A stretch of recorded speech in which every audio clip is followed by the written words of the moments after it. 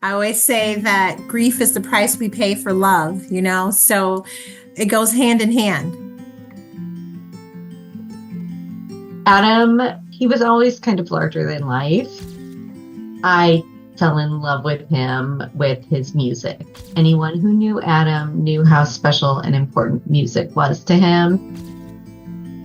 I left that walk knowing that I would never see Adam again, but had to come home and then get a kid dressed to go to a dance. People ask, how are you doing? I'm like, I'm still standing. It hasn't knocked me over yet.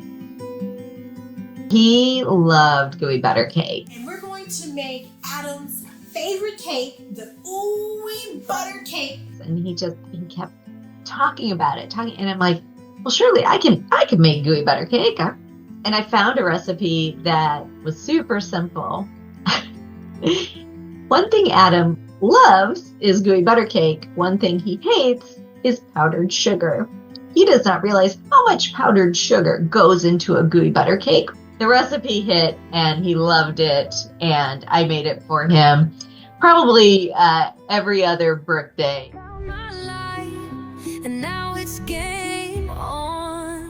Welcome to the Sweet Life with Nikki, where flavor meets purpose. This is more than just a cooking show. It's a soul-filled space where food becomes a vehicle for healing, connection, and remembrance. Today's guest is someone I admire, Michele Peck. Michele is a stats nerd who has also done improv in German. She spent over 30 years in marketing and public relations, working with rock stars, clowns, tigers, and even Pope John Paul II. She's been honored as a Citizen of the Year by the National Association of Social Workers. And for the last 17 years, she has led creative campaigns for Point A Media, which is in Nacogdoches, where we first met.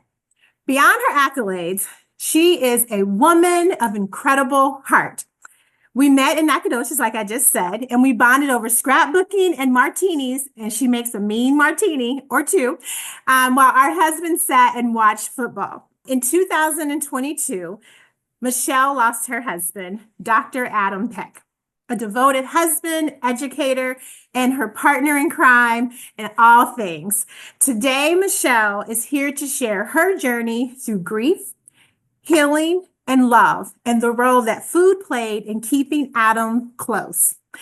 We'll be making Adam's favorite dessert, Gooey Butter Cake, and Michele's personal comfort food, the day after Thanksgiving noodle soup. Although it's not the day after Thanksgiving, but it's still going to be turkey noodle soup. Please welcome Michele. Thank you so much, Nikki. I'm so excited to be here, and I'm so excited that you're doing this. Yes, thank you so much for saying yes. That is so important. Sometimes, you don't know if anyone's going to say yes, and you said yes. So thank you. All right, so Michele, I want to talk to you a little bit about Adam. Tell us about him as the person, not the educator, not, who other people might know him as, but you as his devoted partner for years. Tell us a little bit about him. He was always kind of larger than life. He always had a huge personality, and was just a wonderful person. I fell in love with him with his music, and anyone who knew Adam knew how special and important music was to him. And just tell me one woman who doesn't have a man serenading her at a piano who isn't just absolutely smitten.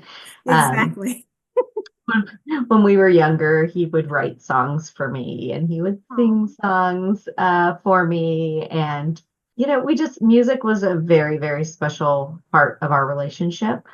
Also performing, we were both performers, and even before we started dating, we're in an improv troupe together in St. Louis. We both worked for Comedy Sports St. Louis, which is a national chain.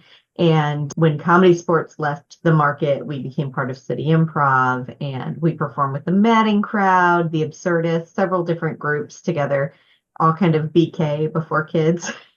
and we just we really enjoyed spending time together. There are some couples who just don't actually enjoy each other, but we did. We were good friends. Yes, and you can definitely tell. One of the things that I remember is the parties at your house, right? And I know that, like Terry, Adam was a cleanup guy. So, how has it been with that transition? Because that's such an important part of what you all did and the way that you loved each other and loved other people through food and fellowship. So, how has that transition been for you? We do love to feed people, and we would go over the top all the time. Adam used to host, well, Adam and I used to host this group of students from Stephen F. Austin State University. It was about 100 students who would come to our house, at 50 to 100, depending on the year. And the budget for even buying food for that event was just obscene. And so he thought, oh, we could save the university money if we cooked it ourselves. Fantastic. So we would really like prep just days in advance. I mean, Thanksgiving had nothing on that event. And we would cook and cook and cook. But after everybody left, I was done. I was done in the kitchen, and he would do cleanup. That was a big part of what let me put everything into the food that I was making, and the time and the care of what we were preparing, because I knew I had somebody to back me up. I still love to entertain and to cook, and I've hosted my kids like prom dinners and homecoming dinners, and it is just not as much fun building this huge event knowing that I'm the one who's doing all the cleanup selling the event. So I've learned to kind of recruit the kids following, and we make it through. I'll still cook despite the cleanup, and I'm the queen of how many things can you make in this bowl before you have to wash this bowl. Yes, I Like, do that too.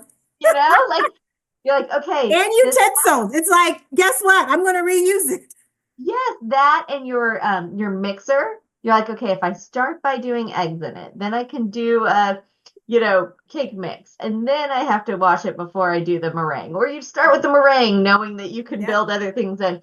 So I'm very good at that. How do you organize the meal based on how many pots and pans you're going to use?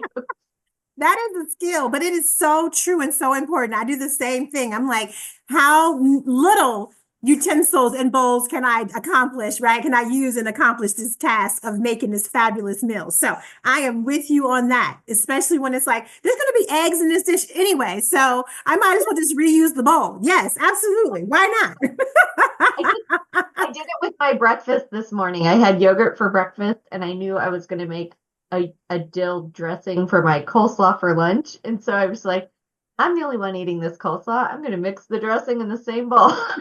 not? Exactly. I am with you, girlfriend. I am with you. Okay. So tell me, I know that one of the hardest parts of grief is learning how to carry it. Because as you know, I lost my mom and my dad, and I know you've had other losses as well. And so it's really challenging to be able to carry that grief, especially as a mom and with your children grieving as well. So how has that journey been for you, like mothering through the loss of Adam? Oh man, I know you know that there are some days that you're like, I've got this on my shoulder and I've got this on my shoulder, and then it keeps just stacking up, and you just feel like you're being pounded into the earth.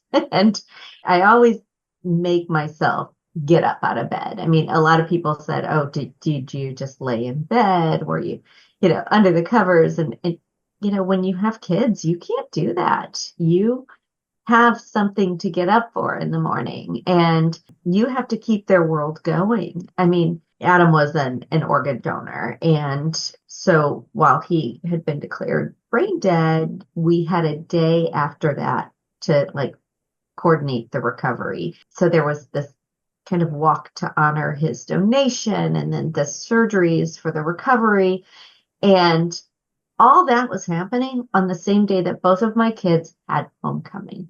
One was marching in at college for homecoming. The other one was getting dressed for high school homecoming. And so I left that walk knowing that I would never see Adam again, but had to come home and then get a kid dressed to go to a dance, get a kid transported to school to march in a parade. And just like I was moving forward, they were moving forward too. And I think that their ability to transition helped me. I say all the time, people ask, how are you doing? I'm like, I'm still standing. It hasn't knocked me over yet. I mean, I might be sunk into the ground and trudging through the day, but I'm still standing. And I also, and I don't know if it sounds corny, but I make a point to get up and shower every single day. And I can count on my hands. I mean, there's one day, maybe two, that I like was sick or lazy and just lounge through the day, but I will get up every single day and just force myself to do that just so I know I'm Yeah. me. I'm Routine is so important. And I was actually going to ask you about like routine or rituals, because I know for me and losing my parents, we have like kind of created rituals. So for Father's Day, we always eat my dad's meatloaf, right? Mother's Day, I've started planting. So it's my day to sow and to plant. And so she loved the garden. And so those are things that I do. But even with just daily things, not as big as that, but just how you said, like getting up and showering every day. So finding that one thing that at least you can kind of hold on to anchor you, I think is so important. Are there any other rituals or things that you do that helps you to kind of just take it day by day and pace yourself, or to help you to celebrate him in any kind of way? Well, we loved to walk together. We spent COVID like shut down when, all of the demands of our daily life kind of disappeared. We said, let's focus on our health. We've always said we don't have time to be healthy because we're doing all of these other things. And so we restructured our whole lives around just walking. And it started with a mile a day and 2 miles a day. And we really, that is something I've continued. And every time I'm out taking a walk, I'm thinking about, him and I just like walking around our little adventures. We would sneak out to the farmer's market on Saturday mornings when the kids were sleeping in, and then sneak to this just crazy little diner. It's like straight out of Central Casting, this diner. I mean, you would have to see it, but it is, I mean, the servers should all be named Flo or Joe. They're in there. They've got, 5,000 things on the griddle at all times. It costs like $5 for an omelet. But we The would buy best this, omelet ever. the best. I mean, and it has American cheese on it, and you don't even care because it's so good. But so we would have those things. So I still will go and step out to the farmer's market and sneak into that greasy diner, because that's what Adam and I used to do while the kids sleep in.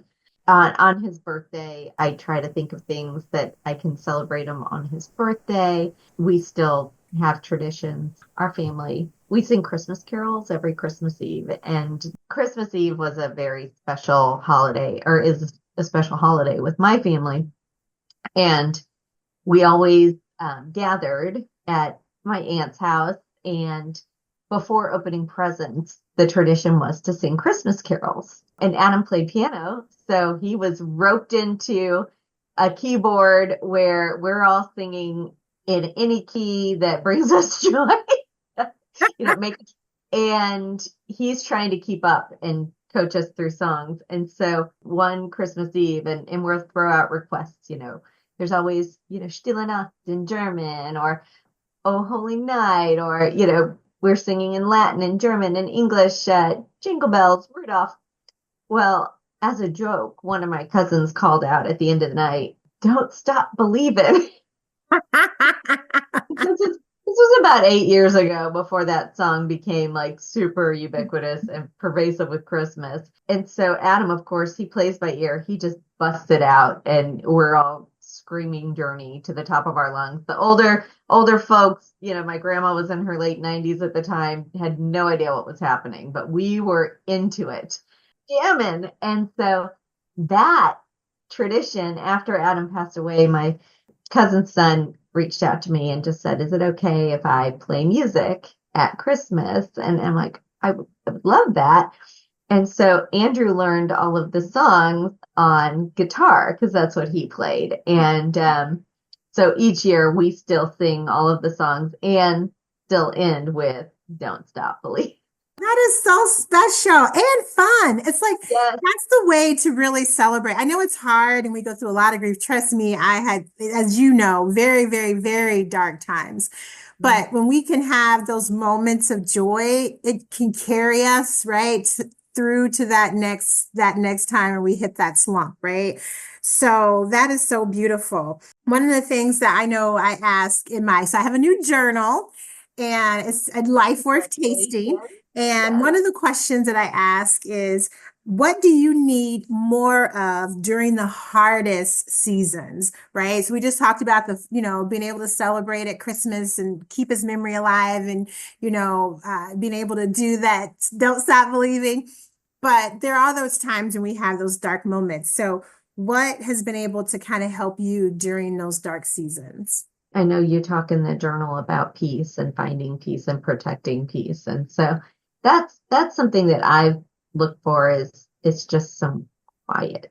And especially in those times of year, it's so busy and there's so many things coming at you or so many obligations or, I mean, things that you want to do, but so many demands on your time and your space. And, while it's really tempting to just let yourself be distracted by the noise of the holidays, for example, I really seek out some quiet moments.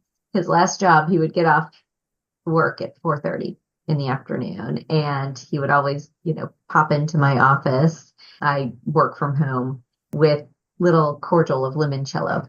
And I'm like, yes. I was like, dude, I'm not off work yet. And he's like, it's almost 5 o'clock. I'm like, just give me a minute. I got stuff to do. And so he would wait downstairs with our cordials until I would sign out of work. And so finding those little moments where even if it's just that I'm going to take a pause and at 5 o'clock on Friday, I'm going to go have a little tiny cordial of limoncello, just thinking of him or just making intentional space to think about him is sometimes harder than you think. Obviously, he's on my mind every day, but to just have it be that time where it's just you and your thoughts of him, that's tough.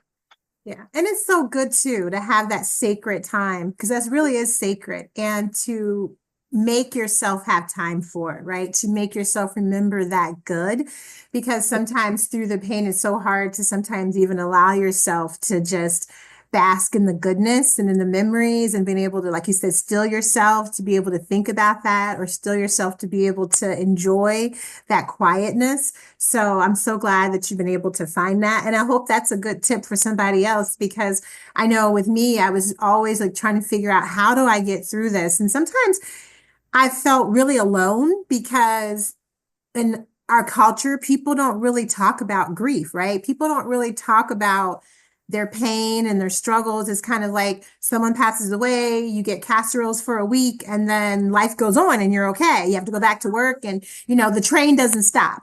And so it's so good for people who are hurting to know that they're not alone and that other people are making it through. And these are some things that they're doing. So thank you for sharing that. On that note, it has taught me how important it is to reach out to people too, who have gone through it in a way that is, I think, a little more genuine to let them know, hey, it's okay if you're angry. It's okay if you don't want to talk to anybody. Yeah, my sister-in-law just lost her father, and I sat with her mom and just said, you can be all the things that you're feeling right now, and it's okay. I'm like, you've got this season where you can say what you want, do what you want to, and you can say the grief made me crazy, but you know what? This is your time, and take it. And I think she she took me up on it. But I think that's such a big deal that we tell ourselves that however, whatever we're feeling is okay. And it's okay to feel those things and then just let people know. Anderson Cooper has a podcast on grief. I don't know if you've heard it, not trying to plug someone else, but No, go ahead. Tell me that. I called mean, it's important for everyone to know about all the options, right? So I think that's good. Yeah. it's called All There Is. And he talks about his own personal struggle losing his mom. And then he interviews people who have just experienced just great grief in their lives. And it's not a misery loves company kind of moment. It's a, hey, in our culture, we don't talk about grief. We don't. And this explores that in a way that I think is so candid and so moving. So much so that he even has people call in and talk about their stories. And for me, just listening to other people express it helped me kind of categorize and express it in a way that I hadn't thought was okay or felt safe doing. And it's important if we don't talk about it, how can we learn from it or understand or connect with other people? Because it's one thing that we all deal with. Death is something we all deal with and grief. That's something we all deal with. I always say that grief is the price we pay for love, you know? So it goes hand in hand. And like you said, we all deal with it at some point. And there's so many different types of grief. There's people who are grieving the loss of a marriage, you know, that didn't work out, grieving a job that didn't work out. There's so many types of grief, and people are just carrying it and not really processing it. So I feel like it's so important for, you know, Anderson, for this, for all these different outlets, for people can have that space to say, I am seen, I am heard, and I am not alone. And so that's what this is all about. So I would like to ask you, do you have, in terms of food, because I feel like food is such a connection in life with all things. And I know, like with my mom, I have a favorite, well, she had a favorite candy. And I didn't even really like the candy that much, to be honest with you. But now every time I see it, it's like the little cowtails, you know, the caramel candy with like the cream in the middle, the old school candy. And so every time I see it, I have to buy it and eat one. And now I have my kids like eating it all the time. It's like, mommy, cowtails. And they know that it was like grandma's favorite candy. And so do you find yourself eating things that maybe you didn't normally enjoy, but they were things that Adam really loved, that you find yourself gravitating to? I totally do. You know, I'll always stock Reese's peanut butter cups around the house. And I'm not even a fan of that type of chocolate but I mean, he had those were his thing. Like anything peanut butter, he loved. And so I'll have those on hand, especially at the holidays. You got to have the eggs at Easter, you got to have the little bells at Christmas, you know. He drank apothic wine. Everybody knows Adam drank apothic wine. And so I always have it in the wine rack. You know, if it's a special Adam occasion, I'll have a glass of apothic. And then there are just foods that, like when we're at a restaurant, oh, cheese curds. Adam loved cheese curds. So you got to order the cheese curds. If they're on the menu, you're going to order the cheese curds. So we do. We make a point to think about that. Also, pork chops. If you're going to make pork chops, you're going to grill them and you're going to burn them. The burning is the most important part. Absolutely. So things like that, I definitely do to honor him. Oh, good. So tell me about his favorite cake that we're going to be making, and why was that his favorite? Is there something about it? I kind of might know, but tell us why. Why is it? Yeah, that was hard too to decide on a favorite cake because he did like several sweets, but Gooey Butter Cake, for those who aren't familiar with it, it's from St. Louis. It's kind of famously St. Louis, and we grew up in that area. And it's kind of like a yellow cake and a cheesecake had a baby. But yeah, he loved Gooey Butter Cake and would talk about it all the time. And it's funny because when we were first married, I never saw him eat Gooey Butter Cake. And then we were living in Texas.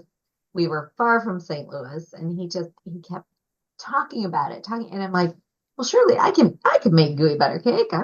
never made it. I can figure that out, right? Um, and I found a recipe that was super simple. And one thing Adam loves is gooey butter cake. One thing he hates is powdered sugar. He does not realize how much powdered sugar goes into a gooey butter cake, but there's something about seeing the texture, the dust, and it's the glitter of the kitchen. Powdered sugar just goes everywhere. It just bristles. He can't be in the room when there's powdered sugar. So I found this recipe and I'm making it and I think it was like 4 cups of powdered. I mean, it's a lot of powdered sugar. And he was in the kitchen and I was putting it together and he just backed out of the kitchen. He couldn't be in there. But the recipe hit and he loved it and I made it for him. Probably every other birthday, so much so that the kids grew to love it too. And so actually his birthday this year, we made sure that we had gooey butter cake. And you know what? I did not mention that was also ubiquitous with Adam and also always has to be around is Diet Dr. Pepper. Okay, so we are going, when I make the cake, I am Yes, making it and drinking a diet Dr. Pepper. absolutely. And there's something so perfect about your Diet Dr. Pepper with your, 4 to 8 cups of There you go. That sugary, ooey gooey butter cake, right? That gooey butter cake. Oh my so, gosh, I love that. I love that. so And then do you find comfort sometimes? I know you love having your turkey noodle soup after I, Thanksgiving, but just soup in general is so comforting. So, do you find yourself even gravitating to it not during the holidays? yes, I make soup probably 5 times a week. People laugh at me with how much I eat. And I eat it year round. I love it. I like just any sort of, vegetable soup, lentil soup. I just, Food there's for the something, soul. yeah, it is. And I make so many different soups, but this turkey noodle soup, it is one that, yeah, it's really special to me. And it was something that I made for myself. And we had a snow day in Nacogdoches, Texas. I mean, we had like three in Yes. the I remember one happened when we were there. Yes. Yes. So it was that one. And I was like, what am I gonna cook? We can't go into town. And I've got the carcass in the freezer from Thanksgiving. I've got some leftover turkey in the freezer from Thanksgiving. And so I pulled together this soup and I've made it for years and the kids have never touched it. They've just like, I'm not eating that. And that day they were out playing in the snow. They came in, they were freezing cold, and they're like, "What are you cooking?" And I said, "Oh, it's turkey noodle soup. You won't want any." And they're like, "We do."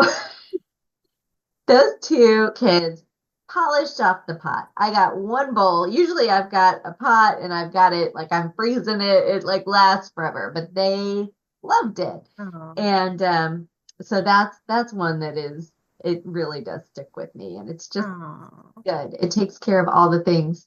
After Thanksgiving, my oldest child's birthday is around Thanksgiving, and so usually if it's on Thanksgiving or after, I'm sending bowls of turkey noodle soup Oh, that I have to make as part of a birthday obligation along with Thanksgiving. oh, that's awesome. That's awesome. I love how we're able to infuse food into so much of what we do, and it just creates these memories and we can feel the love even through the food. So that's what I say. I say when and because you love to cook, it's like I tell people, I was like, what makes my food taste so good is because I love on it. So I'm happy when I'm doing it, I'm pouring into it.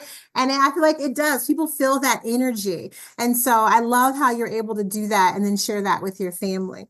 So, Michelle, thank you so much for being on and for sharing your story with us, with Adam and your beautiful 2 kids and the journey that you all have been on, remembering how important it is to pause, to take that time for stillness, to create those rituals, to remember your loved one through food and through fellowship and all of the fun things that you do, the little things, that's what matters the most. So thank you so much for sharing that. And I cannot wait to make his cake with my diet Coke and also to make your soup in honor of your story and your journey.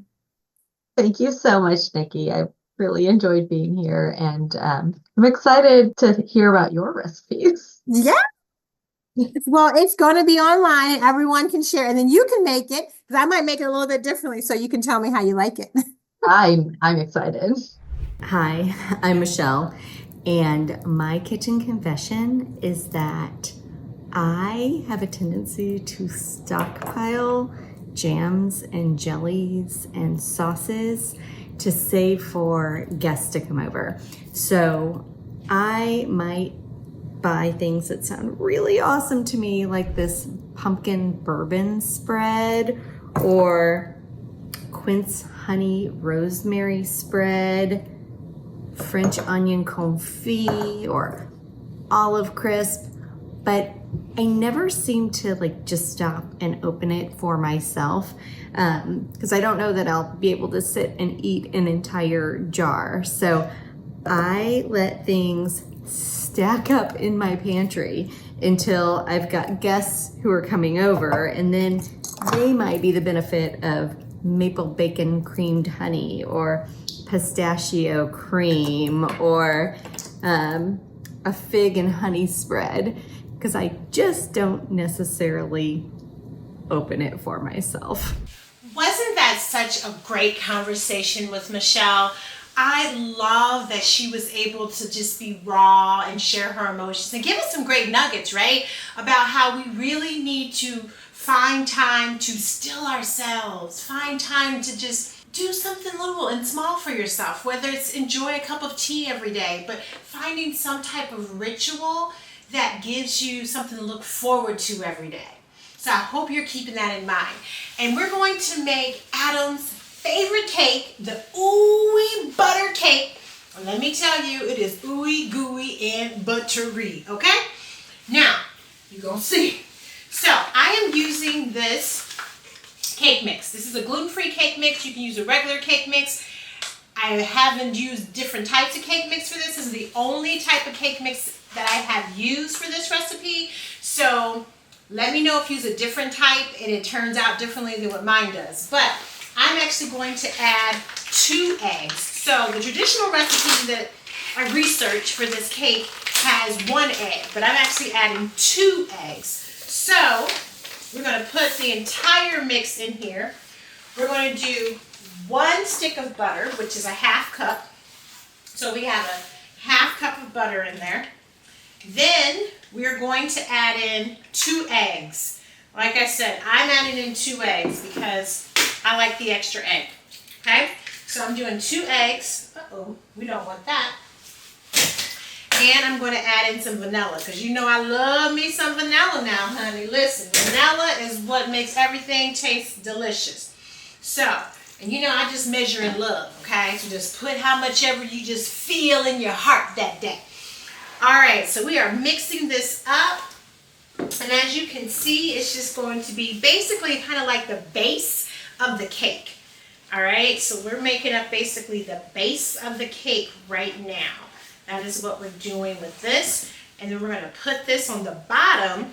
Then after that, we are going to add in kind of the top. So this is really like a perfect marriage, thinking about the marriage between Adam and Michelle, which was such a beautiful relationship. But this is a marriage between cake and cheesecake. So it's like the perfect blend. Now you all know I like to use my hands. So once we get this all mixed up and it kind of makes like a crust, which is like that layer of that cake, then we're going to take our pan. We're going to put some non-stick spray. I like a little bit of non-stick spray in my pan just because I do not want my cake to stick. All right. So now we're going to just press this down into the bowl, or the pan I should say. Then we're going to make the filling. So it's almost like kind of 2 distinct layers. Like I said, they're really kind of married together. It is so delicious. But look at this. Get in here. Look at that. Look at that. That looks delicious. So we're just going to pull that all off. We're going to take our hands and we're going to press it down into our pan. Now I'm using a 9 by 13 pan. Okay, so super simple. This is like such an easy yet delicious recipe. The twist that I am doing with this, one, like I said, I'm adding that extra egg, but also I am creating a Diet Dr. Pepper ganache. Now we know Adam loves some Diet Dr. Pepper. And you know, I love, like with my own family, like, you know, I lost my dad, and for Father's Day, what I do every year, this was an idea that my husband came up with, is that we make his meatloaf. Now, my husband loved my daddy's meatloaf, and we make my dad's meatloaf every Father's Day. So you have to find ways to celebrate the people you love. And just like Michele was saying, like, this cake was not something that she just really liked, but she finds herself making it from time to time, really as an homage, or just, you know, a little just love to the person that she misses, which is Adam. I'm so excited I get to make this, and my kids get to try it for the first time because they've never had Gooey Butter Cake. So I'm so excited I can make it gluten-free for them, and they can enjoy it too. And they too have met Adam, so they know the stories of Adam, and actually Adam and Michelle's daughter and my husband Terry are birthday buddies. So kind of cool. All right, so there you go. You see that? That looks delicious. Now, what we're gonna do, same bowl, because you know I do not like to do a lot of dishes, okay? So we are going to cream our cream cheese, okay? Now I'm using soft, room temperature. Otherwise, it's gonna take a lot of work to cream this cheese. So I'm creaming it, super simple, look at that. Now, the next thing that I'm going to do is I'm going to add in 4 cups, yes, that's a lot of cups, 4 cups of powdered sugar, okay? That is a lot, I know. Okay, just close your eyes and act like you don't see it happening. Okay, so you can enjoy it without feeling so guilty, because you're going to feel a little guilty eating this. Lots of butter, lots of sugar, but oh my gosh, is it ooey gooey buttery good.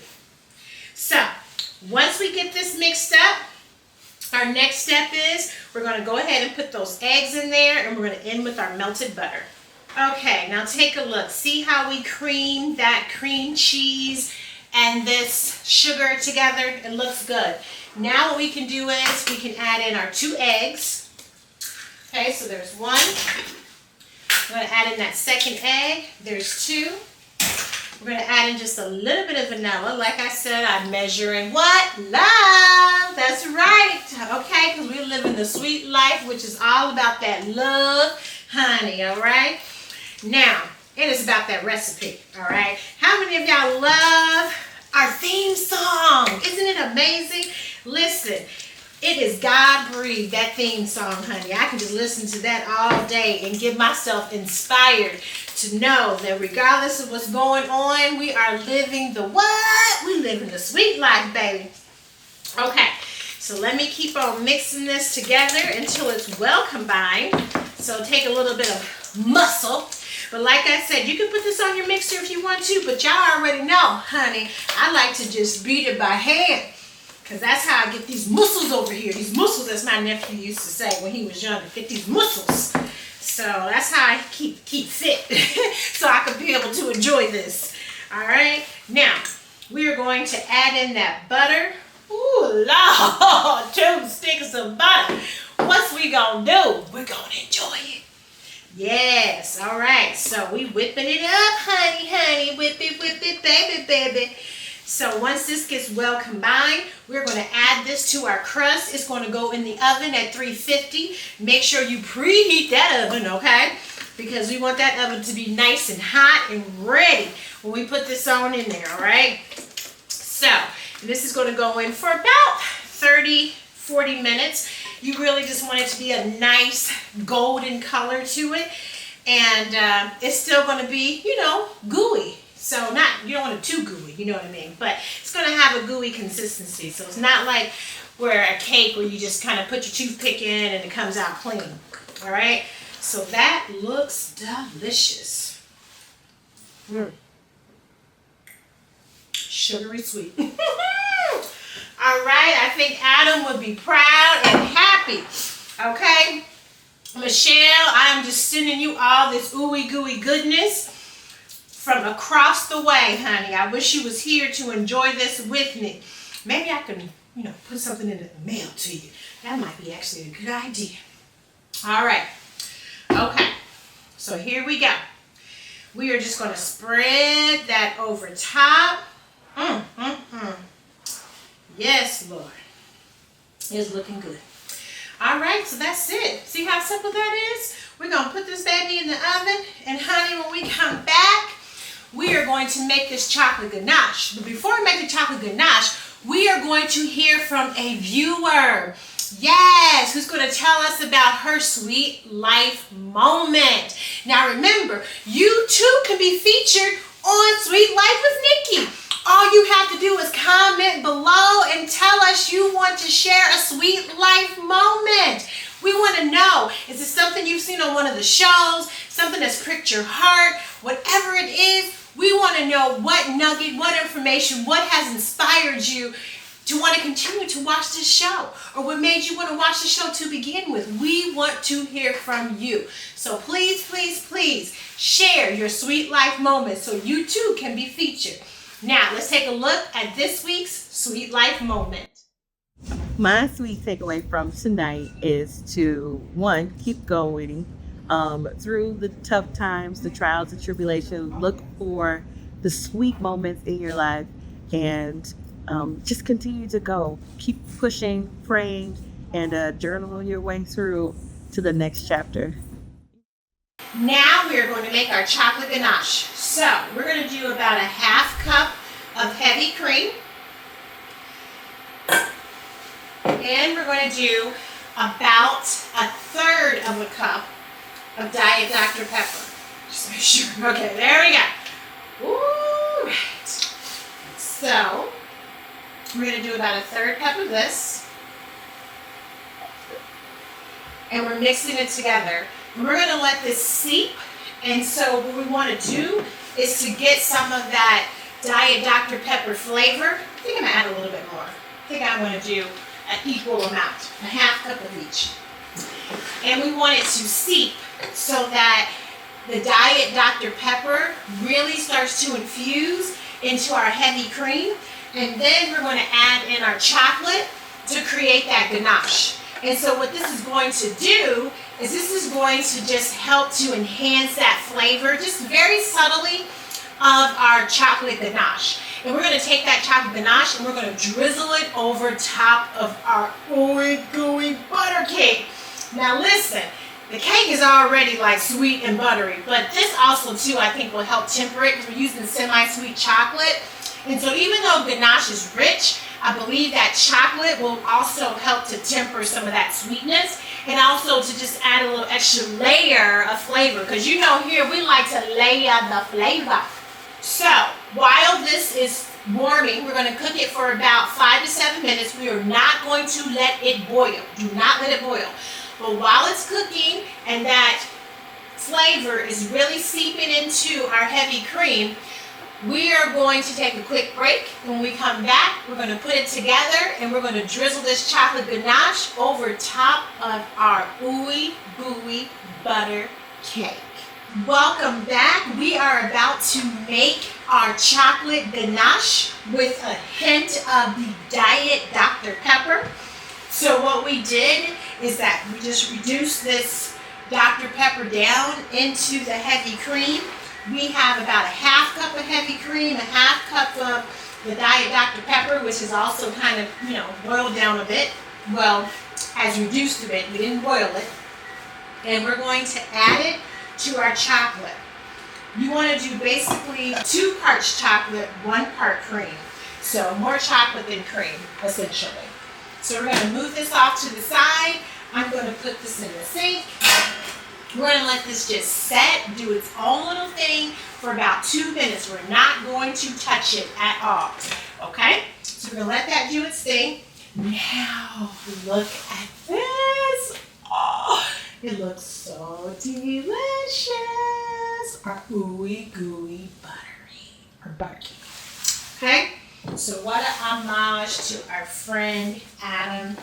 We have Dr. Pepper, which we can actually drink with it, right? I mean, it's Diet Dr. Pepper. So I'm going to come in here and I'm going to cut myself a nice little piece and put it on my plate.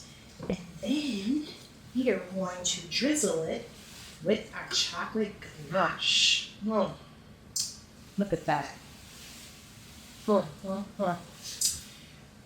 perfect marriage between cake and cheesecake. All right, here we go, everybody. All right. In just a moment, as soon as our ganache is ready, we're going to drizzle, drizzle, drizzle, and taste. That's the most important part. Now that we've let this sit for 2 minutes, we're going to start stirring it. And you're going to stir it and stir it and stir it, literally until the chocolate starts to combine with that heavy cream and it becomes this nice, rich chocolate sauce.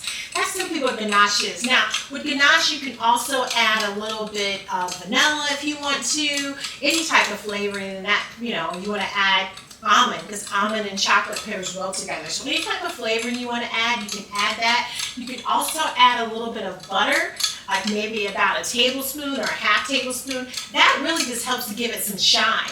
Another little trick that you can do with ganache is that you can actually use a little bit of cornstarch. That kind of helps to give it some shine as well and some elasticity. Now, you can beat this thing in an actual mixer and it'll turn into like more of kind of like a whipped ganache, which is also really, really good. Okay, so look at that. Okay, so we are going to drizzle.